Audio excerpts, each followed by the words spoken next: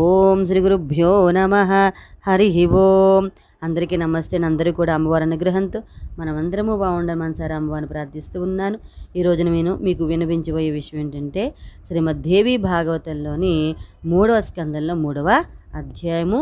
ఈ అధ్యాయము శ్రీ భువనేశ్వరి.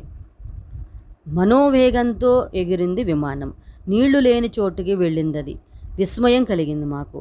అక్కడ నేల ఉంది, ఎన్నో చెట్లున్నాయి.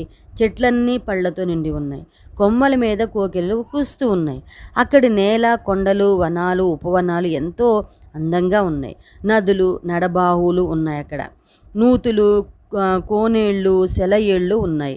పశువులు, స్త్రీలు, పురుషులు కూడా ఉన్నారు. రత్నమయ పట్నం ఒకటి ఉంది. దివ్యమైన ప్రాకారంతో ఉందది. యజ్ఞశాలలు, రకరకాల మెడలు ఉన్నాయందులో, అన్నీ కూడా ఉన్నాయందులో. ఆ పట్టణం